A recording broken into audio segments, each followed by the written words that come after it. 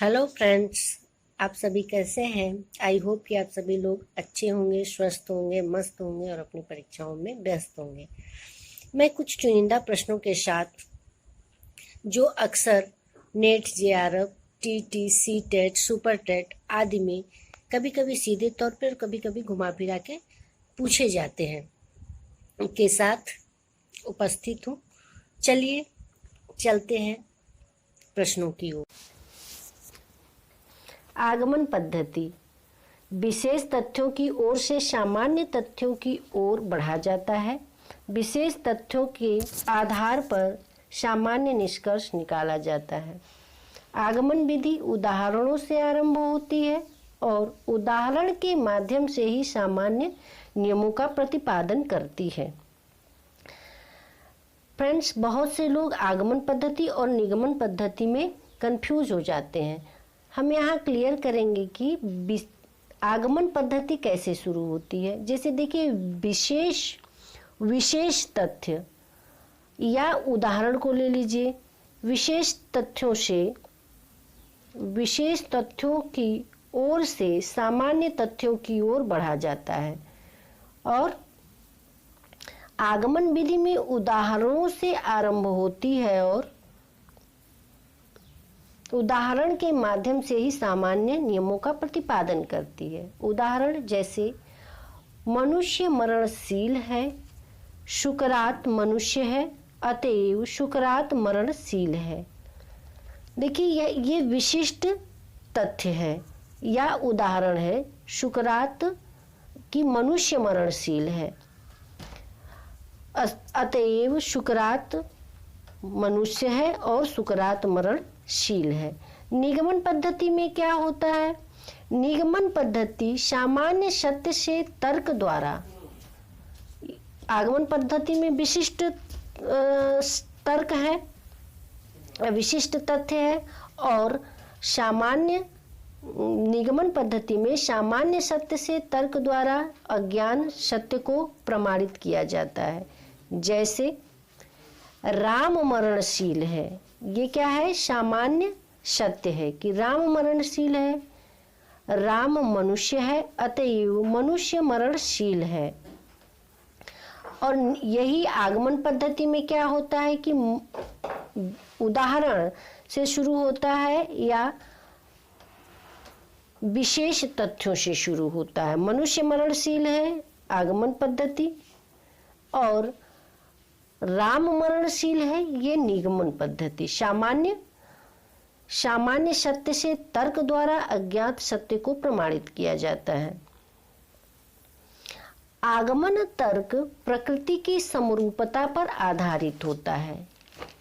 आगमन तर्क प्रकृति की समरूपता पर आधारित होता है और यदि हम विश्व के बारे में तथ्यों की नई जानकारी प्राप्त करने की कोशिश करें तो आगमन पद्धति की तर्क शक्ति पर भरोसा करते हैं।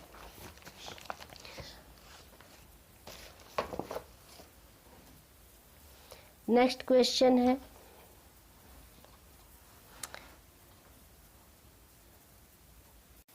देखिए लिखा है, नीचे दिए गए तर्क पर विचार कीजिए। नीचे दिए गए तर्क पर विचार कीजिए। शिक्षकों का रोजगार पूर्ण परीक्षण बिल्कुल उचित है क्योंकि चिकित्सकों, वास्तुकारों एवं अभियंताओं जो इस समय नियुक्त हैं को ऐसे परीक्षण का सामना करना पड़ा।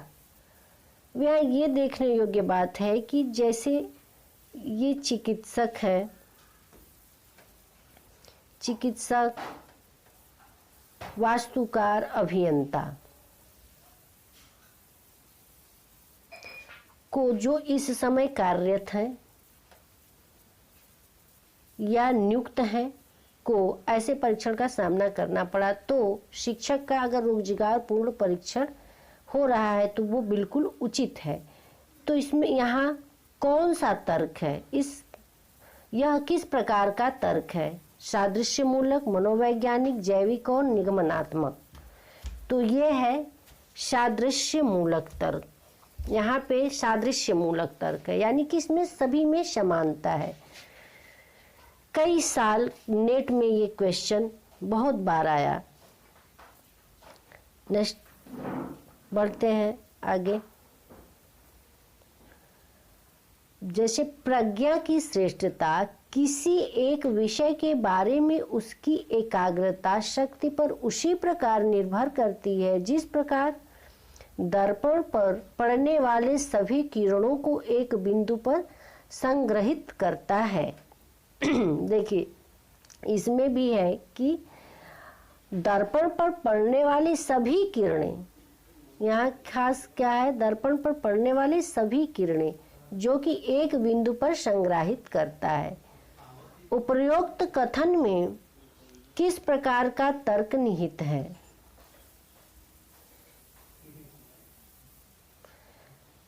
तो यहाँ भी समानता देखने को मिलती है। तो क्या होगा यहाँ? मनोवैज्ञानिक, सादृश्य, निगमनात्मक और गणितीय। तो यहाँ पे 2 सादृश्य मूलक या सादृश्यात्मक सही आंसर होगा इसका। Next question. कक्षा में एक संप्रेषक का विश्वास स्तर निर्धारित होता है। कई बार सीटेट में और टीटी में, सुपर टेट में ऐसे क्वेश्चन पूछे जाते हैं जो कि ध्यान देने योग्य है और मैं उम्मीद करती हूँ कि आप लोगों को इससे जरूर फायदा होगा। कक्षा में एक संप्रेषक का विश्वास स्तर निर्धारित होता है विश्वास स्तर के परिवर्तन से, अमूर्त अवधारणाओं के प्रयोग से, नजर मिलाने से और अतिशयोक्ति के प्रयोग से। तो आवाज स्तर के परिवर्तन से, अमूर्त अवधारणाओं के प्रयोग से और अतिशयोक्ति से, ये तीनों ठीक नहीं है। यहाँ कक्षा में एक संप्रेषक का जो विश्वास स्तर होता है वो नजर मिलाने से निर्धारित होता है। तो आंसर नंबर 3।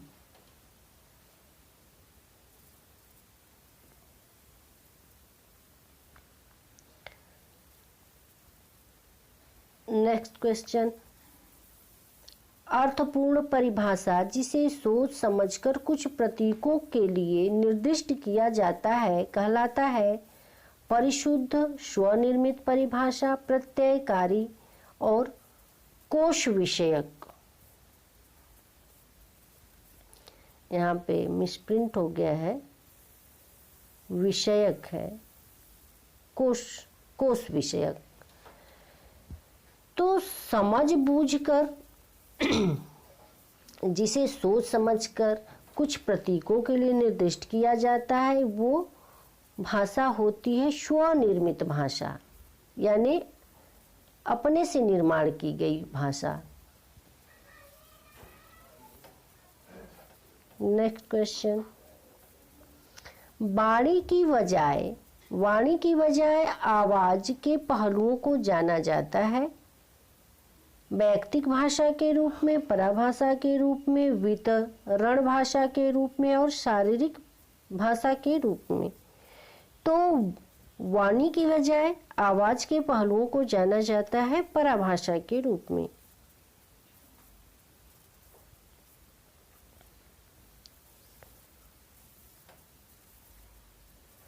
प्रत्येक प्रकार का संप्रेषण प्रभावित होता है संचरण से, गैर विनियमन से, संदर्भ से और अभिग्रहण से। तो प्रत्येक प्रकार का संप्रेषण जो प्रभावित होता है वो संदर्भ से प्रभावित होता है। Next question. शिक्षक छात्र संप्रेषण प्रायः होता है विवेचनात्मक, उपयोगितावादी, प्रतिरोधात्मक और अप्रामाणिक। देखिए छात्र और शिक्षक संप्रेषण जो होता है न तो विवेचनात्मक होता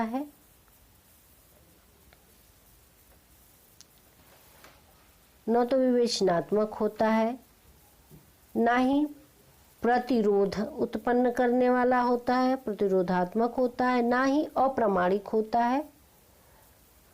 शिक्षक और छात्र संप्रेषण प्रायः होता है उपयोगितावादी। नेक्स्ट क्वेश्चन, विचारों के प्रगतिशील पैटर्न की शुरुआत के लिए कक्षा संप्रेषण का केंद्रीय बिंदु के रूप में प्रयोग कहलाता है।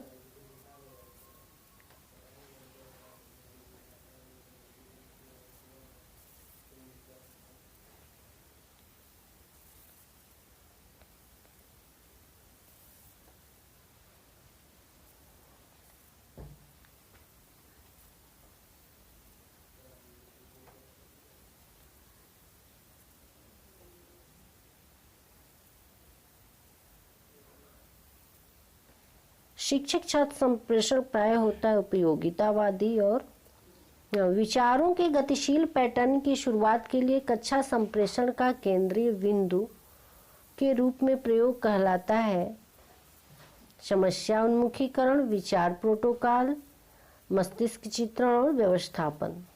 तो इसमें सही आंसर है मस्तिष्क चित्रण।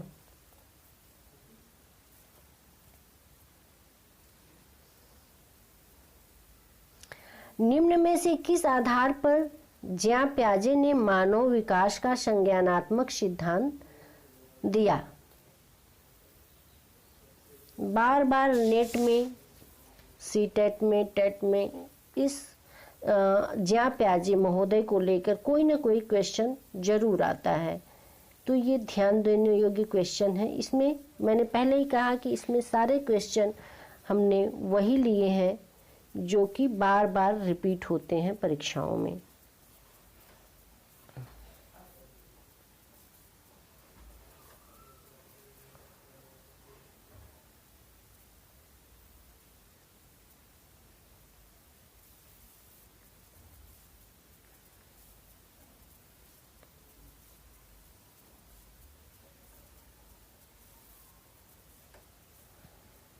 तो निम्नलिखित में से किस आधार पर ज्यां प्याजे ने मानव विकास के संज्ञानात्मक सिद्धांत दिया?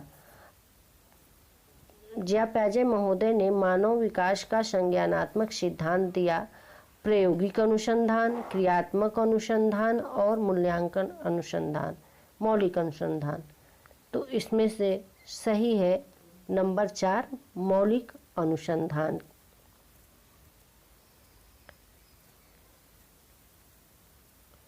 एक संख्यात्मक अभिक्षमता परीक्षण में पुरुष तथा महिला विद्यार्थी एक समान प्रदर्शन करते हैं। यह तथ्य निम्न में से किसको इंगित करता है? देखिए यहाँ भी समान अधिगम है, तो यहाँ शून्य परिकल्पना, दिशात्मक परिकल्पना, सांख्यिकी परिकल्पना और अनुसंधान। न यहाँ पे होगा शून्य पर दिशात्मक, ना ही सांख्यिकी या ना ही अनुसंधानात्मक परिकल्पना। ये सही होगा कि शून्य परिकल्पना, क्योंकि दोनों समान। शून्य परिकल्पना क्योंकि दोनों महिला और पुरुष दोनों विद्यार्थी एक समान प्रदर्शन करते हैं, इसलिए परिकल्पना हो गई शून्य।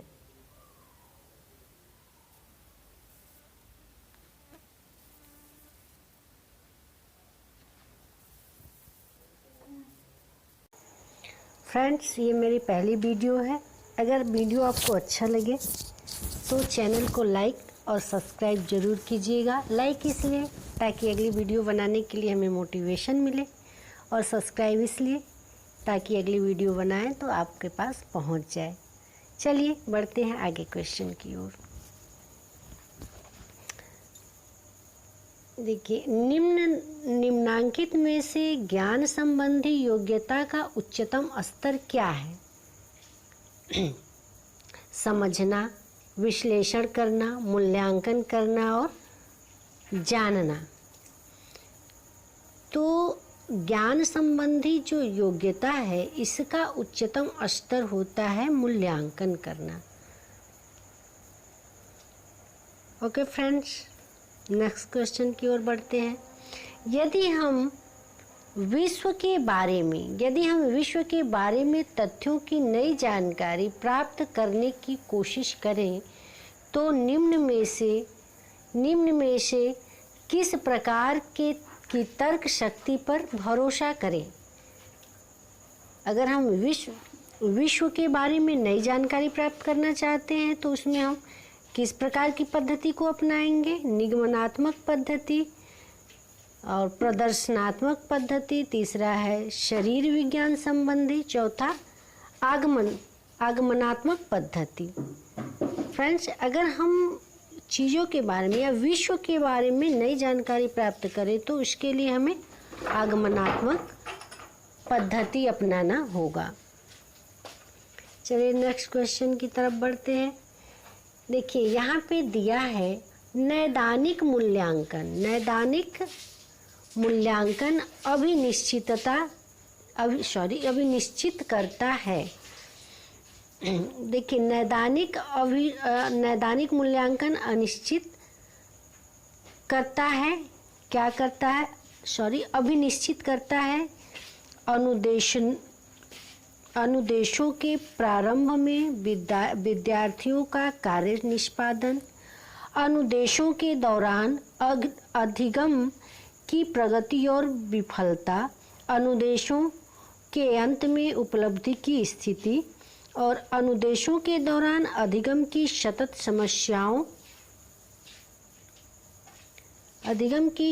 समस्याओं के कारण और निदान।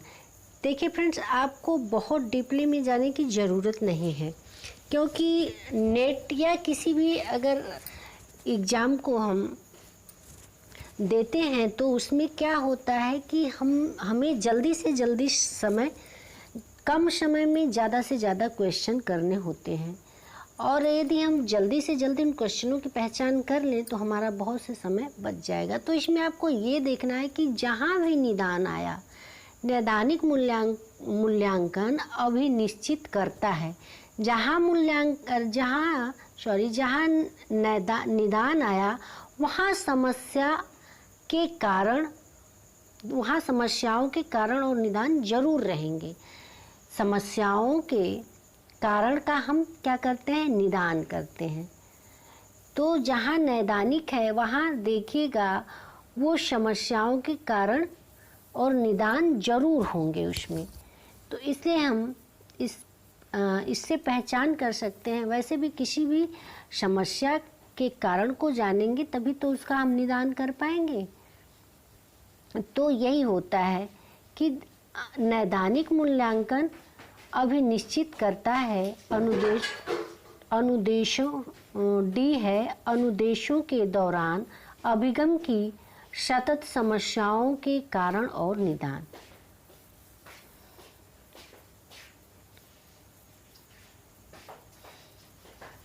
ओके फ्रेंड्स, तो इसी क्वेश्चन के साथ हम इसे समाप्त करते हैं। जय हिंद।